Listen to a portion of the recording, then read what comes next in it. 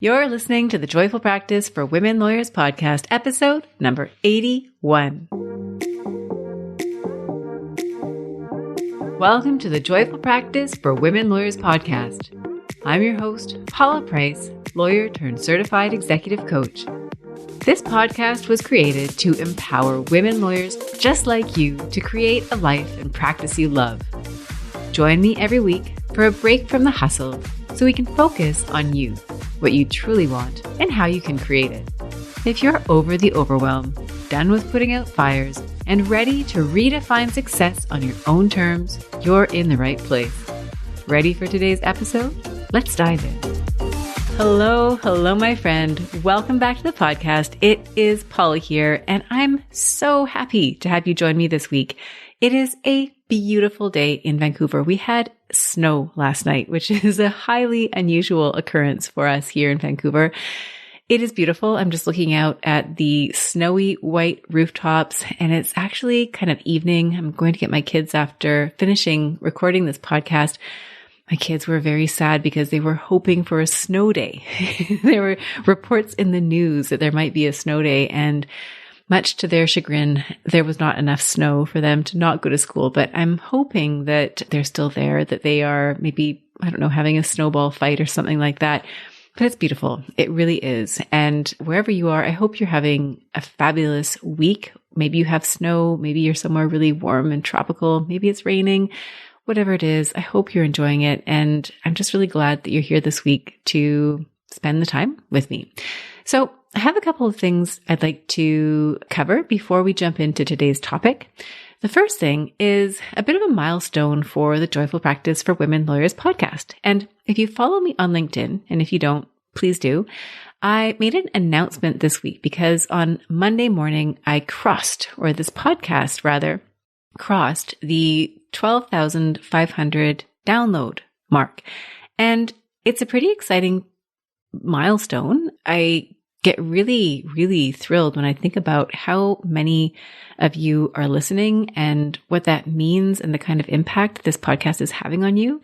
And I've received some incredible feedback from listeners, especially since making that post. So thank you to everybody who has written to me to let me know how you've enjoyed this podcast. It's really, really meaningful. And so thank you. And I look forward to more downloads in the future. I look forward to continuing to produce this podcast. I've got some great ideas for some guests that I want to bring on, and I'm always open to hearing suggestions from you. So please do feel free to reach out. And I say this often, but if you do like the podcast, please leave it a rating and review.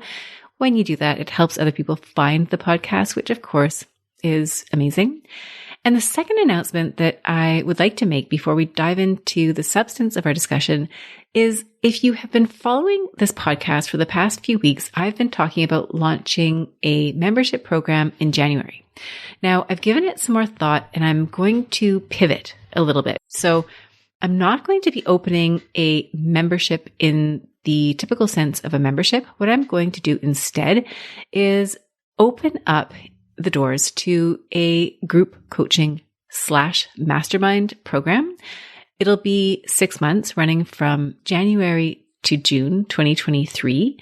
And I want to take you through a process, one that follows many of the exercises that I do with my clients.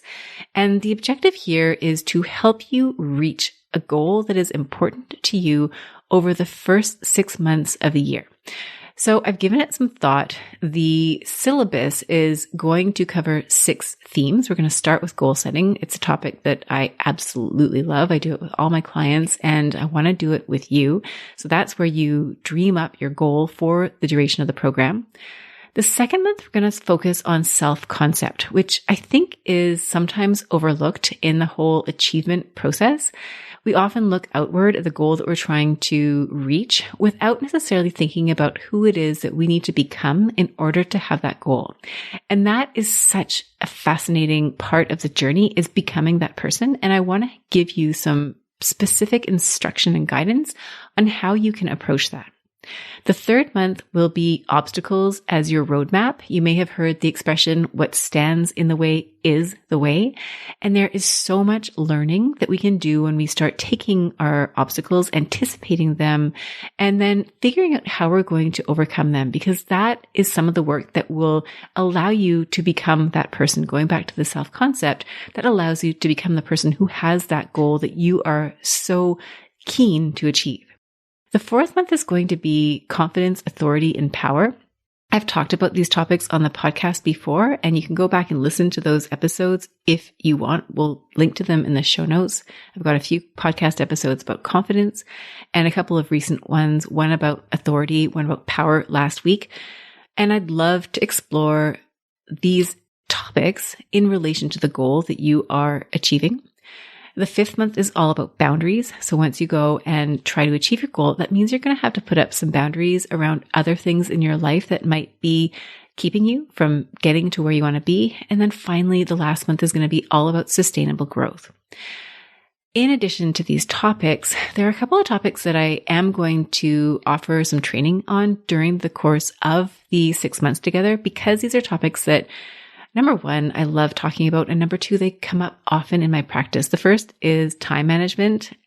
Anytime I have an excuse to talk about time and productivity, how to bring your goals to fruition, I'm all over it. So I'm going to have a special session in addition to the regular programming to deal with time management.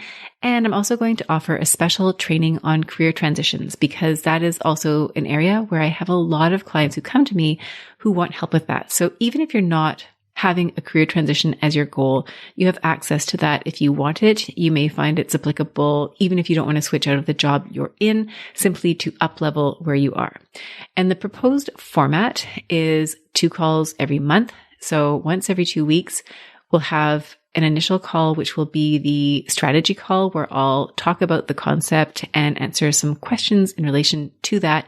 And then we'll have another call, which is the coaching and the Q&A portion for the month. And there will be other features as well. I'm going to do what I can to create community among the members. I'll be offering a set of questions every month for you to follow so that you can stay on track and do the work in between sessions.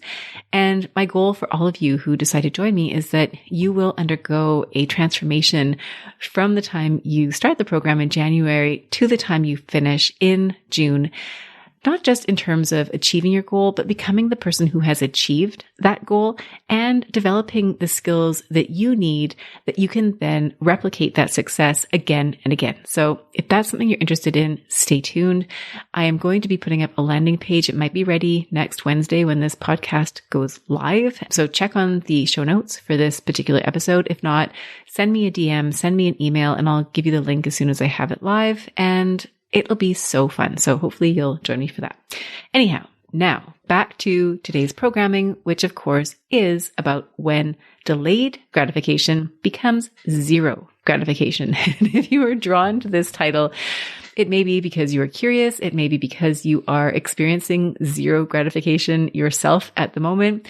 And it may be that you've experienced that in the past. And regardless of where you fall on that spectrum, what I'd invite you to think about is how this topic has presented, how it might present for you, and how some of the tools that we're talking about today are applicable and relevant to helping you. So the reason I wanted to talk about delayed gratification, becoming zero gratification, is because what can happen is you can become so good at delaying gratification that you end up having no gratification at all. And I'll start out with some definitions. So gratification is defined in the Oxford Languages Online Dictionary as pleasure, especially when gained from the satisfaction of a desire. Now, the concept of delayed gratification is the resistance to the temptation of an immediate pleasure in the hope of obtaining a valuable and long-lasting reward in the long term. So basically, we're sacrificing today in order to have a better future. Now, gratification or delayed gratification has been the subject of a number of studies. The one that is probably the most well-known is this marshmallow experiment. You may have heard of it. If not, then you might find it kind of amusing. I love the concept of it as an experiment. It was conducted back in the 1960s, and it was conducted by a Stanford professor named Walter Mischel. And what he did was he took children who were young, maybe 4 or 5 in age, and he brought them into a room with a table, and on the table was a marshmallow. And he told the child in the room, he said, here's a marshmallow. I'm going to leave the room and I'm going to come back later. If you do not eat the marshmallow in my absence, then when I get back, I will give you another marshmallow. So what he was doing here effectively was testing for the ability to have delayed gratification. Now, what's really interesting about this study isn't just the study in itself. It is that where the child was able to delay eating the marshmallow, put off gratification in exchange for that extra marshmallow, they followed those children over time. And what they found was that those children who delayed gratification ended up having higher SAT scores. They had better social skills. They had less obesity. They had less frequency of substance abuse. And so overall, there were better outcomes for those who were able to have this skill of delayed gratification. And you may be able to think of examples in your own life as to how you use the skill of delayed gratification to get to where you are today, right? There's that correlation between delayed gratification and success. And I know for each of you who is listening that this is a skill that you have, and it's a skill you have likely practiced and become very good at. And I can think of when I was young, actually, I used to really get annoyed if I was eating dinner with my family and we had dessert. We didn't always have dessert. It was kind of a treat. And so I remember being the kind of kid that would kind of rush through my dessert because I just really enjoyed it. But then I'd feel kind of sad because I'd look around and other people would still have dessert on their plate and they'd be enjoying their dessert. And so I started being really slow eating my dessert because I just didn't want to be that last person who was left with no dessert. So in a sense, that was maybe the beginning of learning how to delay gratification. And I see that in my kids too. I mean, my son and my daughter sometimes will almost have a contest to see when they're going to eat their dessert because they were doing this with their Halloween candy. They didn't want to eat the candy at different times because they didn't want to have to watch each other. And for my daughter, especially because although she does it too, my son can sometimes tease her a little bit. So if she had eaten her dessert and then had to watch my son and he's teasing her a little bit, but you get the point. And maybe this was something that you did. Maybe you put off eating your dessert so that you could have that delayed gratification. Maybe it was social invitations that you turned down so that you could study, so that you could do well in school. Maybe it was going to law school so that you could put off the gratification of having a paying job in the hopes that the job that you would have would be one that you really loved, one that was well compensated. Chances are when you start looking, you'll see all these examples in your own life where you've put off gratification in order to have that larger payoff in the end. And this is a wonderful skill to develop. But what I have noticed is that sometimes we can get so good at delayed gratification that we end up having very little gratification or no gratification at all. And in preparing for today's podcast episode, I thought I would focus on 3 types of situations that I have seen in my practice where this has come up. So as I go through the examples, I would invite you to think about which of these resonates with you. It may be that one resonates more strongly than another. It may be that all 3 resonate with you. So I'm going to go through them and you can think about how this might apply. So the first type of delayed gratification to little to no gratification is what I'm going to call the 1-degree detour. Now, this is what happens when a lawyer comes to me and they are so unhappy in their current job.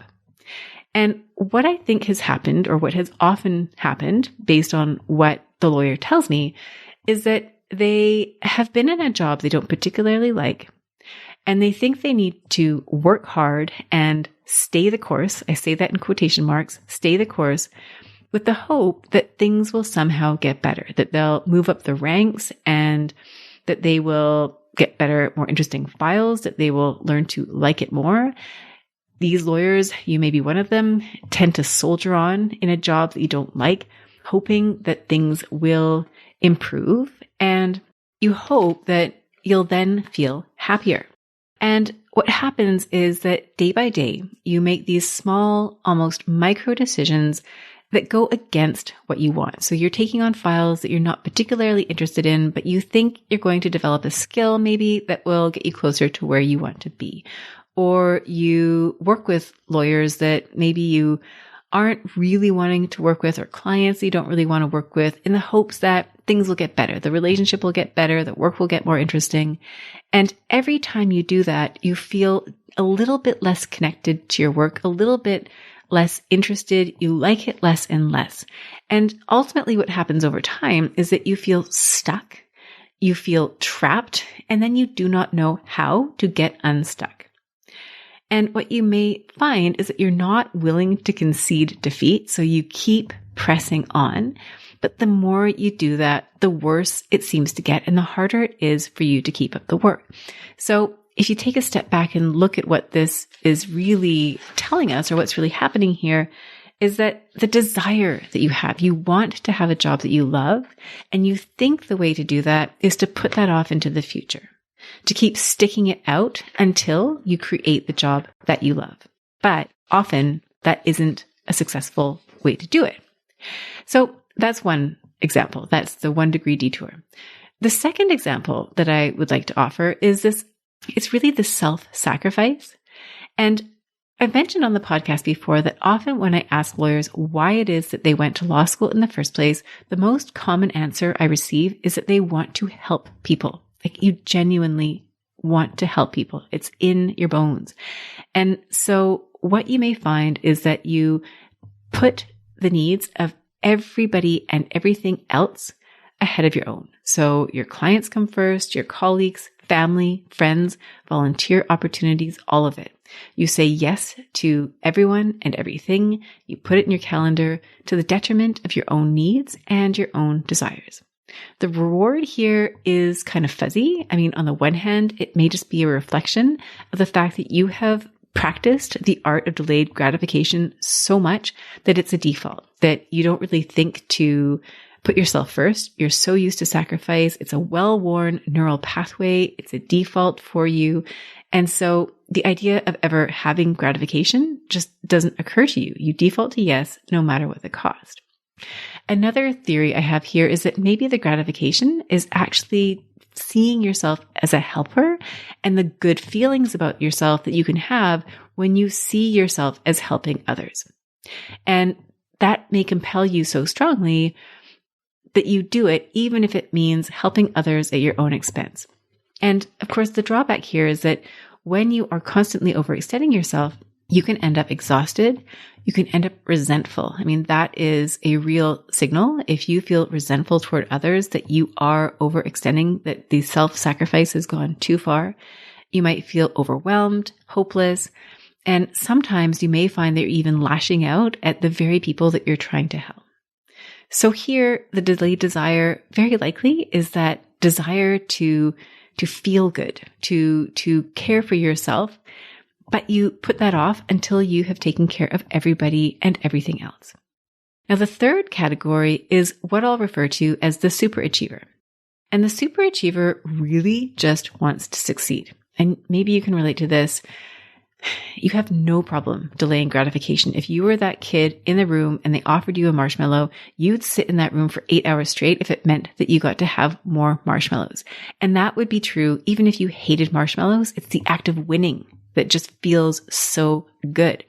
So if you are a master of delayed gratification, if you're out there being a super achiever and you're delaying gratification, you have no problem doing it because the prize just feels so shiny and you just want to do it, you can go out there and you're achieving partnership, you're achieving recognition, you're going after the best files, you want your reputation to be pristine, you're going for the awards, you're going for the promotion, you want all of it. And that's just your professional life. That doesn't even count all the ways you're super achieving in your personal life. And what often happens is that you feel good when you get it, although that feeling of satisfaction doesn't last very long because then you're on to the next thing. And the problem that you might face here is burnout, right? You strive, often or sometimes to the detriment of your health and sometimes your relationships. And what sometimes happens here is that you just stay on that train until something really goes sideways, whether it's a health crisis of your own, whether it's somebody else's health crisis, somebody who's close to you, whether it's a rupture in relationships. And so it takes a lot to finally get your attention and to pull you off that track. And so here, the desire is that you want to feel good, you want to feel happy, and you're putting that off. You're putting that on the other side of a milestone that you need to achieve. And again, I've mentioned this in a number of podcast episodes recently, but going back to episode number 3, the joyful practice, this concept of pushing gratification off, pushing satisfaction or joy off until you have achieved a milestone. If you keep up that cycle, you'll never get there. So you'll never be able to create that sustainable happiness. So the reason that these challenges come up, the reason that delayed gratification can take over is that delayed gratification is a useful skill that helped you achieve and get to where you are today. People around you will give you positive reinforcement. They're thrilled that you can take on their projects, that you can be counted on, and you probably get a rush as you achieve goal after goal, as you're helping. And the downside, of course, is that there's a shadow side to this skill. And that is that when you put off your dreams, when you put off pleasure until everything on your to-do list is complete, if you ignore your health and if you put everybody else's needs ahead of your own, you end up feeling depleted, exhausted, spent, and wondering if it's all worth it. Now, you may not even see this as a problem. If you do see it as a problem, you might be telling yourself that things will get better. You might, if you're a helper, make excuses for others. You might tell yourself that nobody else can do it the way that you can do it, that you need to help them, that they need your help. It makes you feel important. There may be many things that you do to justify the way that you sacrifice at the expense of yourself. It may also be that you are so busy achieving, you just ignore the way that you feel. And you tell yourself things like, I can sleep when I'm dead, right? Who hasn't said that at one point or another? I said that when I was younger. I no longer say that because I love sleeping. But that might be the kind of thing that you tell yourself. But this doesn't work because if you don't course correct, going back to the example of the 1 degree detour, if you're constantly adapting and you're not paying attention to where you want to go, you are going to get off course and nobody else is going to course correct for you. They probably don't even know that there is a problem from your perspective, and there likely isn't a problem from theirs. It may also be that the more excuses you make for solving everybody else's problems, for being that person that's always willing to sacrifice, you may find that that just reinforces your role and that people just keep bringing you more and more problems because they don't think you mind doing it. They think maybe you even enjoy doing it. If you find that you are always producing, that you're always achieving, there's always going to be another rung on the ladder. You're never going to make it to that sort of mythical milestone where everything is done and you've achieved everything. You will remain in that chasing state. And that can be exhausting and it can really undermine your power. And if you go back to last week's podcast episode, I talk about power and I talk in relation to power at one point about when you're constantly chasing it, it is a very unpowerful place to be. So if you haven't listened to that episode, I recommend going back to it because it's very fun. And I think you might find that that resonates. So what you end up creating, of course, is if you are on that detour path, you get used to your work being something that you don't enjoy. You stop seeing possibilities and you feel disconnected, tired, burnt out, and hopeless. And I have lawyers come to me fairly often with this very scenario. It is as though you do not see a path out because you feel so far removed from anything that you enjoy and you actually don't think it's possible. I can tell you it is possible, but that's not how you feel when you get to that point. Another thing that might happen is you might become so depleted by self-sacrifice that you just don't know how long you can keep it up.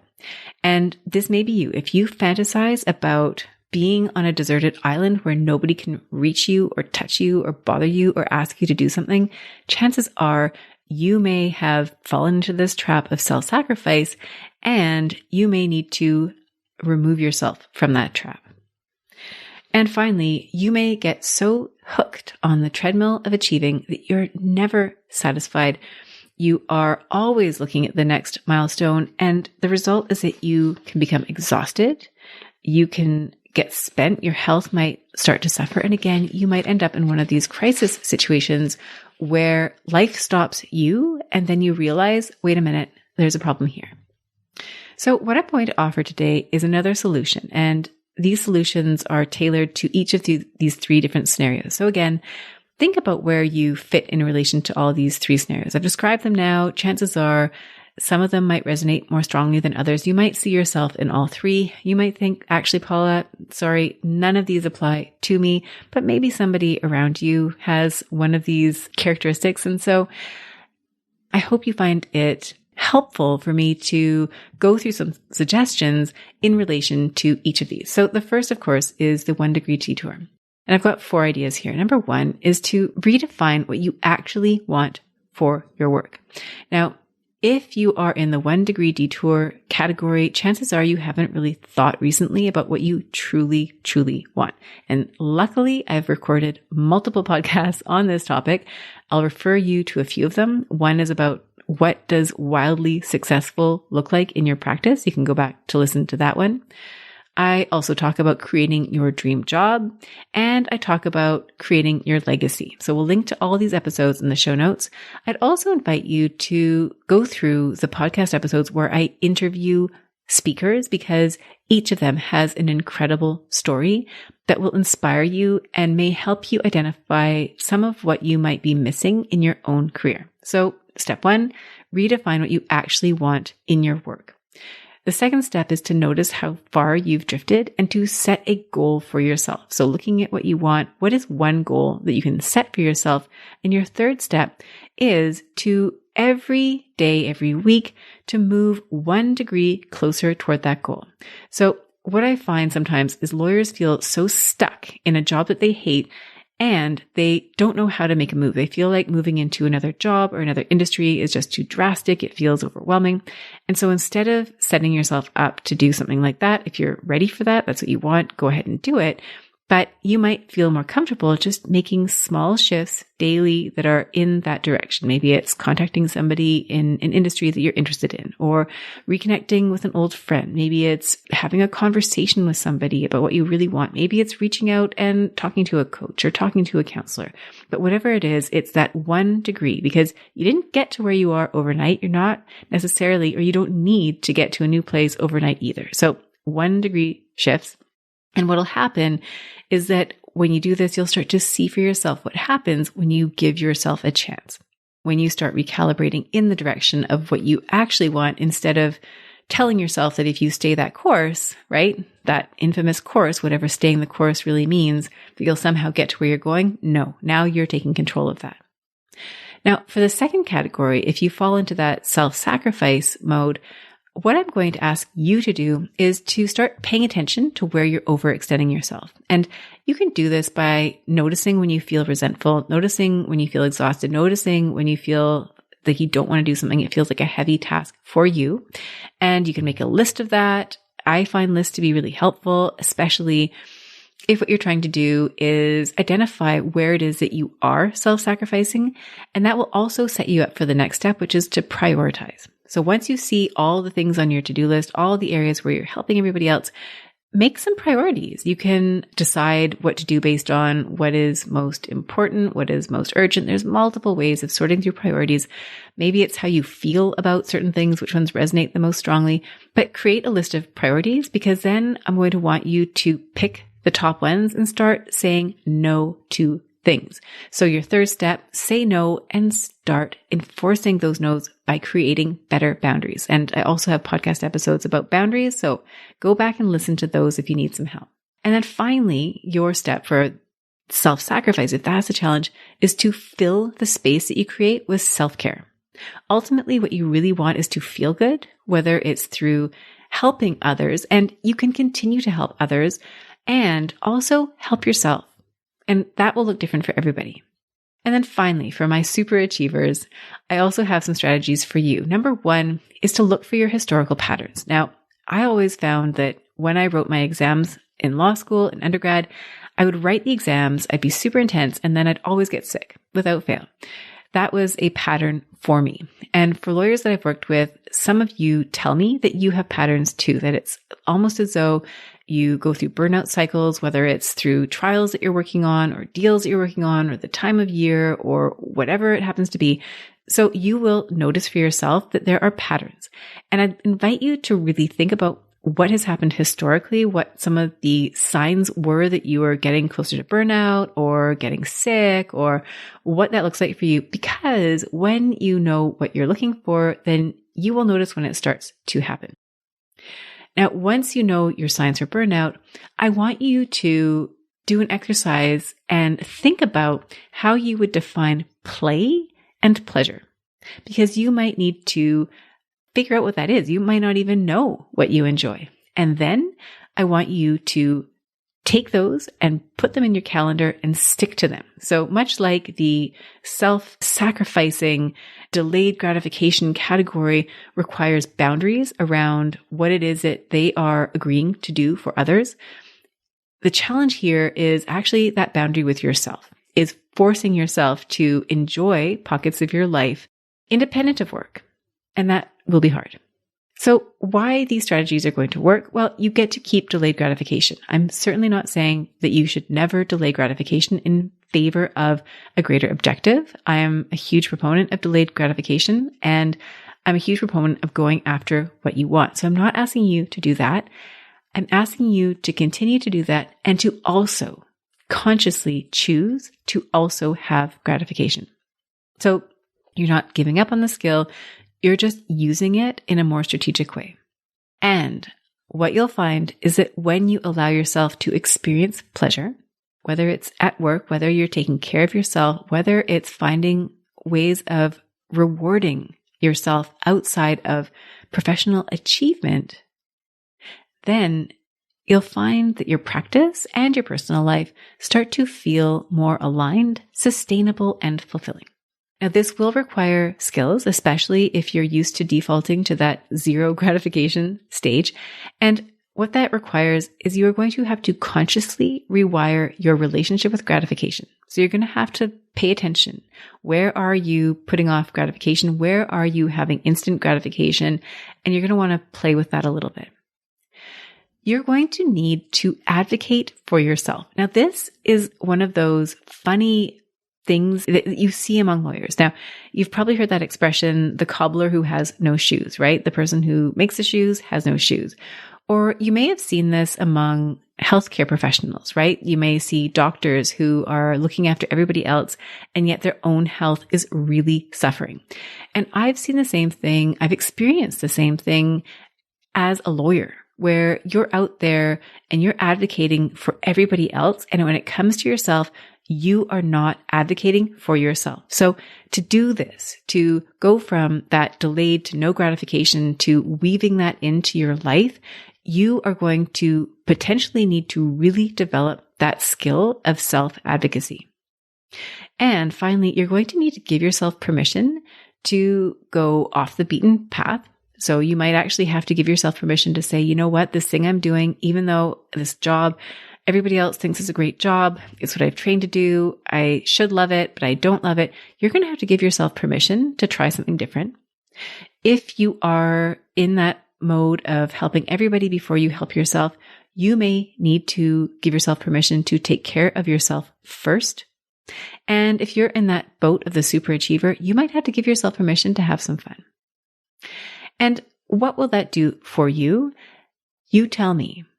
If you were to, for example, allow yourself to choose and create the practice that you truly want, what would that be like for you? What would be different for you? If your relationships weren't ones that you approach from a place of complete sacrifice, where you were exhausted and resentful and overextended, how much better would your relationships actually be? And how much better would you take care of yourself? And if you're the high achiever, the super achiever, what would be different for you? And how much further would you even go if you were able to sustain that level of success? So these are some questions for you to consider. It has been such a pleasure talking about this topic with you today, and I hope that you were able to see yourself in some of these examples in a way that you now have ideas and inspiration to bring more satisfaction, more pleasure into your day-to-day instead of pushing all of that off into the future. So thank you so much for joining me today. It is now dark outside. I'm ready to go get my little kiddos from school. Maybe they'll get their snow day this week. We will see. But regardless of how the snow turns out, it's a pleasure to be with you. And I look forward to reconnecting with you again next week. So take care and we'll talk again soon. And if you want to sign up for that program, 6 months, it will be amazing. So I will give you that information. Like I said, if the link's not up by the time this episode goes live, just send me a note and I will send it to you, all the information you need. So thanks again. See you next week.